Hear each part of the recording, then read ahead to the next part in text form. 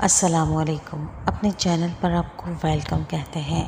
ایک شخص اندھیری رات میں فجر کی نماز پڑھنے کے لیے گھر سے نکلا۔ اندھیری کی وجہ سے اسے ٹھوکر لگ گئی اور وہ منہ کے بل کیچڑ میں گر گیا۔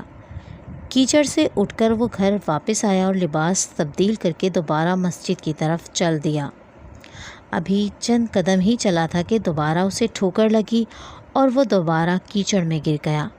کیچڑ سے اٹھ کر وہ پھر دوبارہ اپنے گھر گیا، لباس بدلا اور مسجد جانے کے لیے دوبارہ گھر سے نکلا۔ جیسے ہی وہ اپنے گھر سے باہر نکلا تو اس کے دروازے پر اسے ایک شخص ملا جو اپنے ہاتھ میں روشن چراغ تھامے ہوئے تھا۔ چراغ والا شخص چپ چاپ نمازی کے آگے مسجد کی طرف چل دیا۔ اس مرتبہ چراغ کی روشنی میں نمازی کو مسجد پہنچنے میں کسی دشواری کا سامنا نہیں کرنا پڑا۔ وہ خیریت سے مسجد پہنچ گیا۔ مسجد کے دروازے پر پہنچ کر چراغ والا شخص رک گیا۔ نمازی اسے چھوڑ کر مسجد داخل ہو گیا اور نماز ادا کرنے لگا۔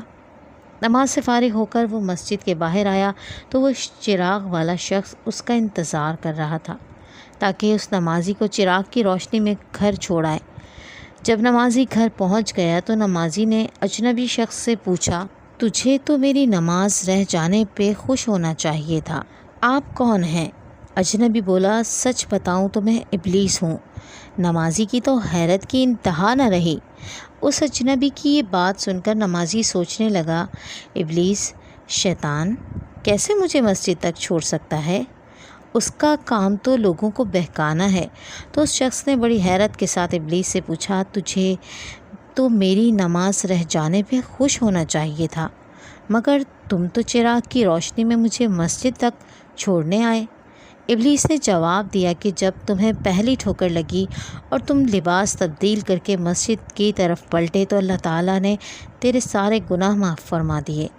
جب تمہیں دوسری ٹھوکر لگی تو اللہ تعالیٰ نے تمہارے پورے خاندان کو بخش دیا، جس پر مجھے فکر ہوئی کہ اگر اب تمہیں ٹھوکر لگی تو اللہ تعالیٰ کہیں تمہارے اس عمل کی بدولت تمہارے سارے گاؤں کی مغفرت نہ فرما دے، اس لیے میں چراغ لے کر آیا ہوں کہ تم بغیر گرے مسجد تک پہنچ جاؤ۔ اس شخص نے جیسے ہی یہ بات سنی تو اس نے اللہ تعالیٰ کی بارگاہ میں اپنا سر جھکا کر اللہ کا شکر ادا کیا۔ تو دوستو، یہ ہے ہمارے رب کی شان، سبحان اللہ۔